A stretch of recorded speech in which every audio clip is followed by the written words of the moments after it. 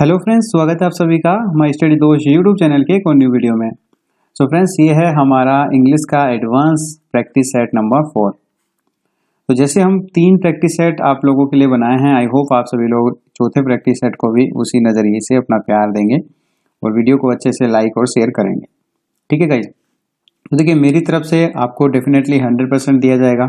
बस आप अपने 100% देने में बिल्कुल भी कमी मत रखिएगा।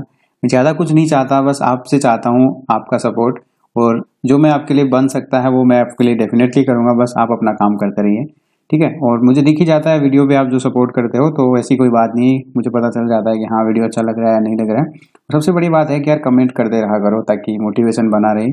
कुछ अच्छा लिखते हो तो मेरे को भी मोटिवेशन मिलता है। बहुत सारी चीज़ें आपसे भी मुझे सीखने को मिलती हैं, तो ऐसी बात नहीं है कि मैं यहाँ पे सिर्फ पढ़ाता हूँ, मैं खुद भी यहाँ पे आपसे बहुत सारी चीज़ें सीखता हूँ, ठीक है ना। तो चलिए फिर बात करते हैं आज की इस क्वेश्चन के बारे में। क्वेश्चन नंबर 1 है आपके लिए यहाँ पे। तो ये क्या है आपके पास, ये है आपके पास में कि आपको बताना है, जैसा कि हम रोज शेड्यूल कर रखा है वैसे सेम ही क्वेश्चन मैंने बना रखे हैं। इसमें सिमिलर मीनिंग यानी कि सिनोनियम बताना है। वर्ड आपके पास में है कैलो। आपका वर्ड जो है पढ़ा हुआ भी होगा, आई नो इट। तो इसका मतलब पहले आपको बता देता हूँ, और इसका मतलब ये है कि आपको सिनोनियम फाइंड करना है। तो सबसे पहले आप वीडियो पॉज करो और इसका सिनोनियम फाइंड करने की कोशिश करो। तभी इसका मैं बता देता हूँ। इसका मतलब होता है अनुभवहीन व्यक्ति, यानी कि एकदम कैलो है। ऐसे बोलते हैं ना कि यार इसको कुछ तजुर्बा ही नहीं है, पागल सा है एकदम, ठीक है ना। या ऐसे नो सिखिया भी बोल सकते हैं, नो सिखिया। ओके, सो अभी हमें चाहिए सिनोनियम। तो रैपिड, रैपिड का मतलब तो आपको देखिए रैपिड फायर होता है ना, एक तरह से बहुत तेजी से बोलने वाला, मतलब जो बिना रुके एकदम लगातार तेजी से बोलता रहता है लगातार, ठीक है। कंटिन्यूअसली खैर रैपिड नहीं होगा, लेकिन तेज इसको बोल सकते हैं रैपिड। ओके, उसके बाद में है बेनिफिसेंट। बेनिफिसेंट जो आपके पास में है, इसका तो आपको पता है कि बेनिफिशियल है, जैसा भी वर्ड है लाभ से कुछ होगा ना, इसका मतलब होता है लाभ पहुंचाना, ठीक है। उसके बाद में है विक्टोरियस। विक्टोरियस मतलब होता है जैसे विक्ट्री है, विक्ट्री का आपको विक्टोरियस क्या हो जाएगा, विजयी या विजेता। ओके, अब बचा है आपके पास में नियोपैथ। नियोफेट आपके पास में क्या होता है, इसका भी सेम वही मीनिंग होता है जो कैलो का होता है, यानी कि अनुभवहीन या नौसिखिया। तो सिनोनियम पूछा था, डी ऑप्शन आपका आंसर हो जाएगा, ठीक है ना। अब देखिए next question, in the following word find the opposite meaning as the word given below, ठीक है। इसके लिए आपके पास में है ब्रूटैलिटी, इसका बताना है आपको अपोजिट। तो इसकी मैं बता दूं, वर्ड अच्छा है, आपको याद भी रखना चाहिए इसको। इसका होता है क्रूरता, क्रूरता, निर्दयता, निर्दयता, ठीक है ना। जैसे क्रूर है, निर्दय है, निष्ठुरता है, ऐसे बहुत सारे मीनिंग हैं इनके, ठीक है। उसके लिए आपको बताना है एंटोनिम। मेरे से आपके पास पहला वर्ड है, इसका मतलब होता है दया, ठीक है, करुणा, अनुकंपा। उसके अलावा है क्यूरिलिटी, इसका होता है कठोरता, ठीक है। उसके बाद में है नेक्स्ट, नेक्स्ट आपके पास में है मैमोथ, इसका मतलब होता है विशाल, विशाल का मतलब बहुत बड़ा। और इमेंसिव आपके पास में है, तो इमेंस का मतलब भी आपके पास में तो विशाल ही होता है, ये इसका सिनोनिम हो जाएगा, या आप इसे बोल सकते हैं असीम, ठीक है। तो अब आपको पूछा क्या था कि इसका एंटोनियम बताओ, तो देखो एक तो क्रूर है, निर्दयी है, और दूसरा इसका एंटोनियम क्या हो जाएगा, जो दया भावना रखता है, करुणा रखता है। तो ए ऑप्शन इसका सही आंसर हो जाएगा, और इसका आंसर था पहले वाले का डी। तो आई होप दोनों आपसे सही बने हो। अभी देखते हैं नेक्स्ट। नेक्स्ट देखिए गाइस, इसमें आपको क्या बताना है, suitable one word substitution for given phrase, the art of making fireworks, ठीक है। आर्ट ऑफ मेकिंग फायरवर्क्स यानी कि आतिशबाजी बनाने की कला। जैसे आपने कुछ लोगों को देखा होगा शादी ब्याह में, आप अगर पटाखे जलाते हैं तो वहाँ पे वो लोग मतलब बहुत से तरीके के पटाखे आपको देखने को मिलते हैं वहाँ पे, तो बहुत तरीके से वो जलाते हैं उनको, ठीक है। The art of making fireworks, तो उनको बनाने वाले जो है ना, उनको क्या बोला जाएगा, ये आपसे पूछा है, ठीक है। उसके बाद में है क्रोमेटिक्स, पहला वर्ड आपके लिए, और इसका मतलब होता है रंग से रिलेटेड है ये, ठीक है। क्रोमेटिक यानी कि रंग या वर्ण, रंग को वर्ण भी बोला जाता है, या इसे आप बोल सकते हैं चटकीला भी। उसके बाद में है न्यूमिस्मेटिक्स, ठीक है। ये आपके पास में होता है मुद्रा, मुद्रा शास्त्र, या आप इसे बोल सकते हैं टंक शास्त्र भी, ठीक है। उसके अलावा देखो नेक्स्ट आपके पास में है पायरोटेक्निक्स, ठीक है। पायरोटेक्निक्स क्या होता है आपके पास में, इसका मतलब होता है चमकदार। और इसके बाद में है कॉस्मेटिक्स, कॉस्मेटिक तो आपने सुना होगा, आप डेली लाइफ में यूज भी करते होंगे, ठीक है ना। तो ये क्या होता है आपके पास में, श्रृंगार प्रसाधन, ठीक है। अब इसका आंसर पूछा था the art of making fireworks, तो इसका आंसर हो जाएगा सी ऑप्शन, ठीक है। चमकदार और जो फायर जलते हैं तो चमक उनसे उत्पन्न होती है, तो इससे रिलेटेड है ये, तो सी ऑप्शन इसका आंसर हो जाएगा पायरोटेक्निक्स, ठीक है। यानी कि इनकी टेक्निक पूछ रहे हैं आपको एक तरह से कि बनाने को क्या बोला जाता है, पायरोटेक्निक्स, ओके। तब देखते हैं नेक्स्ट क्वेश्चन देखिए, इडियम फ्रेज से है to burn one's finger, to burn one's finger. अब इसका मीनिंग मुझे बताने की जरूरत नहीं है, इसे अगर बात करूं तो हम ऐसे मीनिंग इसके डायरेक्ट नहीं निकाल सकते, लेकिन कुछ आइडिया लग जाता है। इनकी किसी दूसरे की अंगुली जलाना, वंस किसी की भी अंगुली जलाना, तो उसको क्या बोलेंगे, इडियम फ्रेज है। आंसर मैं इसका आपको बता दूं, आप भी सोच सकते हैं वीडियो पॉज करके, बी ऑप्शन हो जाएगा, to undergo suffering heroically for one's principles, ठीक है। हेरोसियल्स का मतलब होता है आपके सियली, जो आपके पास वर्ड है हीरोसियली, इसका होता है वीरता, ठीक है। यानी कि किसी के दर्द को वीरता पूर्वक उसके समझना, यानी कि ऐसे समझ लीजिए कि अगर किसी का हाथ जल गया, जैसे सपोज दैट, ऐसा इसका मतलब है नहीं, लेकिन अब आप उसको फील कर पा रहे हैं कि यार इसका हाथ जला है तो कितना दर्द हो रहा होगा, इसको कैसा हुआ होगा, जस्ट लाइक दैट, ठीक है। तो ऐसा ही कुछ है, या आप ऐसे समझ लीजिएगा आज उसका जला है, कल आपका जला है, तो आपको पता चला यार उस मेरे को जितनी पीड़ा हो रही है शायद उसको भी इतना ही दर्द होगा, तो उस चीज के लिए बात कर रहा है, तो ये सेम चीज इसके लिए है, तो बी आंसर हो जाएगा, ठीक है ना। अब देखते हैं नेक्स्ट देखिए, आपको बताना है करेक्टली स्प्लिट वर्ड, ठीक है, जो सही तरीके से लिखा गया है, तो इसके लिए आपको बताना है। देखिए सारे वर्ड आपके पास हैं, पहले बी है, फिर ए है, फिर डी है, फिर सी है। आंसर हो जाएगा इसका डी ऑप्शन, इसका जो सही मीनिंग है EPPORACHED, अप्रोच्ड, ठीक है ना। तो ये आपके पास आंसर हो जाएगा डी ऑप्शन। तो आई होप अभी आपने यहाँ तक। नेक्स्ट जो है आपके पास वो है 6 to 10 fill in the blank, और आपको सुटेबल वर्ड बताने हैं। तो देखो क्या बोल रहा है, the employees demand pay parities blank their counterparts in the central government, ठीक है ना। तो इसमें सोचे कौन सा प्रीपोजिशन यूज होगा। बहुत ही अच्छा क्वेश्चन है, आपको इसके बारे में सोचना चाहिए और उसके बाद ही इसका जवाब देना चाहिए। सो आई होप आपने ये सोच लिया होगा। इसका जो सही आंसर आपके पास हो जाएगा वो हो जाएगा डी ऑप्शन, लाइक। अब आप सोच रहे हैं अगर लाइक कैसे होगा, तो देखिए इसका मीनिंग थोड़ा सा समझ लीजिए। द एम्प्लॉइज क्या कर रहे हैं, डिमांड कर रहे हैं पे पैरिटी, ठीक है। यानी कि पैरिटी का मतलब क्या होता है, वेतन, ठीक है। पे कीजिए उनको कि क्या वेतन, कैसे, लाइक जैसे कि देयर काउंटर पार्ट्स, उनके प्रतिरूप, काउंटर पार्ट का मतलब होता है प्रतिरूप।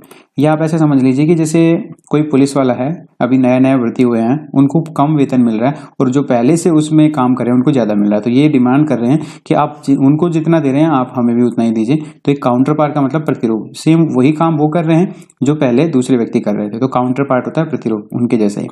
ये किनको डिमांड कर रहे हैं, इन द सेंट्रल गवर्नमेंट के अंदर। तो यहाँ पे आपके पास इसका प्रीपोजिशन डी ऑप्शन हो जाएगा। देखिए फिर नेक्स्ट क्वेश्चन,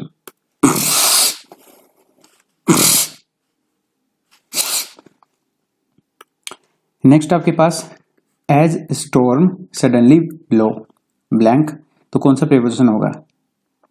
यहाँ पे आपको सोचना चाहिए, काफी अच्छा क्वेश्चन है, ज्यादा कोई मुश्किल काम नहीं है यहाँ पे। तो यहाँ पे आंसर हो जाएगा ए ऑप्शन, ओवर, यानी कि ए स्टॉर्म सडनली ब्लो, ठीक है। तो ये आपका आंसर हो जाएगा ए ऑप्शन। अब देखिए नेक्स्ट, अभी देखिए नेक्स्ट क्वेश्चन काफी अच्छा क्वेश्चन है, इसमें आपको समझने की जरूरत है कि ही ब्लैंक ऑफ हिज प्रोमिस। तो यहाँ पे क्या होगा, backed up, backed down, backed out या बैक्ड अवे। आंसर इसका जो है वो हो जाएगा बी ऑप्शन, यहाँ पे आपके पास में है बैक्ड अप, ठीक है ना। बैक्ड अप का मतलब होता है पीछे हटना, ठीक है। जैसे आपने किसी से कोई प्रॉमिस कर दिया और अब आप क्या कर रहे हैं, बैक्ड अप आप कह रहे हैं। जैसे आपने कई बार फिल्म में भी देखा होगा या कहीं पे भी टीवी शोज में कहीं पर भी देखा होगा, आप ऐसे बैक्ड अप पूरा तो नहीं सुनता होगा, लेकिन बैकअप ऐसा कुछ बोलते हैं। मतलब क्या कर देते हैं, बैकअप कर दिया किसी ने, जैसे कोई काम है मेरे से नहीं हो पा रहा है, बैकअप, आई क्वाइट मतलब छोड़ दिया, वैसे ही बैकअप, ठीक है ना। तो ये बैकअप आप। अभी नेक्स्ट क्वेश्चन है आपके पास, I have lived in Delhi blank. अब इसके बाद ऑप्शन है सिंस 5 ईयर, 5 ईयर्स एगो या 5 ईयर्स एगो। तो आई have lived in Delhi, answer इसका कौन सा हो जाएगा, 10 से रिलेटेड क्वेश्चन है, कोई डिफिकल्ट नहीं है, बी ऑप्शन हो जाएगा। आई हैव लिव्ड, मैं रह चुका हूं, इन दिल्ली फॉर 5 ईयर्स, 5 साल के लिए मैं दिल्ली रह चुका हूँ। अब यहाँ पे देखिए पीरियड ऑफ टाइम है ना, तो कोई पॉइंट ऑफ टाइम है तो सिंस यूज नहीं करेंगे, सिंस वाला ऐसे फर्स्ट ऑप्शन है। उसके बाद में देखिए और तो खैर कोई सुटेबल है ही नहीं यहाँ पे, तो यहाँ पे आंसर जो जाएगा आपके पास में बी ऑप्शन हो जाएगा, क्योंकि पीरियड ऑफ टाइम है तो 4 यहाँ पे सही है। ठीक है, अभी देखिए नेक्स्ट काफी अच्छा क्वेश्चन है। A poor man blank I knew nursed the orphan. तो यहाँ पे आपके पास में 4 ऑप्शंस दिए गए हैं, होम, हु, विच और दैट, और आपने पढ़ ही लिया होगा a poor man blank I knew nursed the orphan. ठीक है ना, तो इसका अर्थ समझने के बाद आपने देखा होगा कि इसका जो आंसर होगा वो हो जाएगा बी ऑप्शन, होम।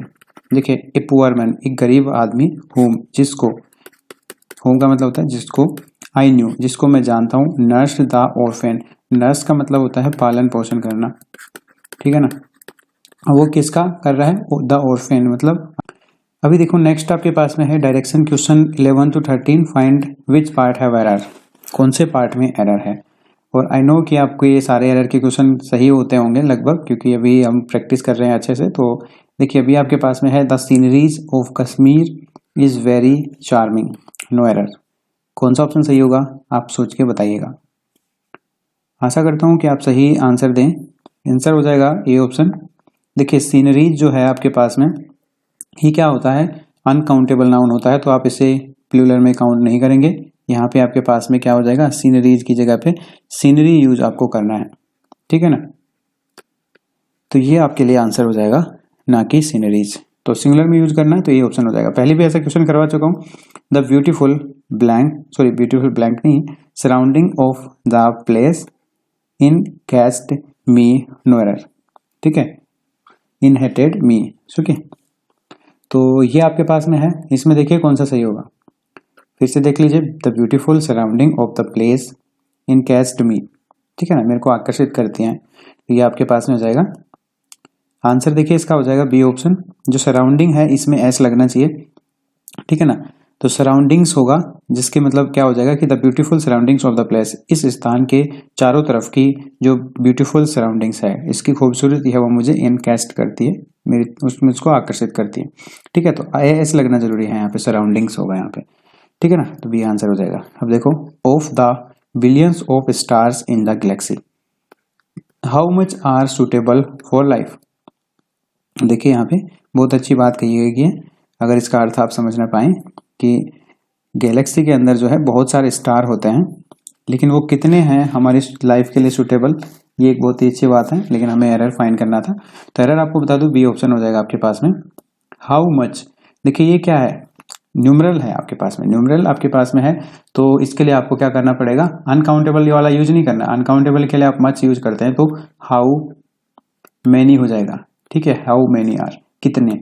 ठीक है ना, तो यहाँ पे हाउ मच, क्योंकि यहाँ पे कोई मात्रा नहीं पूछ रहा है, उनकी संख्या की बात हो रही है, तो ये आपके लिए बी ऑप्शन सही जवाब हो जाएगा। तो आई होप तीनों एरर आप। नेक्स्ट आप देखिए यहाँ पे 14 और 15 में अंडरलाइन किए गए वर्ड को आपको क्या करना है, इंप्रूव करना है। तो देखिए आपके पास क्या है कि several disciples follow the foot steps of their गुरु। ठीक है, तो इसके लिए सोचिए क्या आंसर होगा। इसकी जगह पे आपको फॉलो की जगह पे क्या रिप्लेस करें, follow in, follow on, are following या नो इम्प्रूवमेंट। तो आपने काफ़ी क्वेश्चंस देखे होंगे जहां पर मैं आपको कहता भी हूं कि 95% में हमें इंप्रूवमेंट की जरूरत होती है, लेकिन इस क्वेश्चन में हमें नो इम्प्रूवमेंट लगाना होगा। डी ऑप्शन, यहाँ पे कोई एरर नहीं है, सही जवाब आपका हो जाएगा। ठीक है, 5% क्वेश्चन ऐसे आ जाते हैं जिनमें नो इम्प्रूवमेंट है। मैं ये नहीं कहूँगा कि हाँ आप आगे देखिए, I did not see him since he wrote last. ठीक है, तो यहाँ पे देखिए इसमें भी अंडरलाइन किया गया word I did not see him है, इसकी जगह रिप्लेस करना है आपको, क्या सुटेबल होगा। तो देखिए इसका जो आंसर हो जाएगा वो हो जाएगा I have not seen him. देखिए जब भी आपको सिंस दिखा हुआ है यहाँ पे, सिंस के बाद अगर पास्ट टेंस आपके पास में है इसके आगे, जैसा कि आप रोट में देख पा रहे हैं, तो हमेशा सिंस से पहले आपको क्या करना है, प्रेजेंट परफेक्ट का यूज करना है, और ये आप यहाँ पे सी ऑप्शन में देख पा रहे हैं। तो ये आपके लिए। नेक्स्ट क्वेश्चन देखिए, वही PQRS से रिलेटेड क्वेश्चन है, यानी कि पैराजंबल, और आज का क्वेश्चन काफी अच्छा क्वेश्चन है। तो इसका जवाब मैं आपसे एक्सपेक्ट करता हूं कि आप इसका 100% सही जवाब देंगे।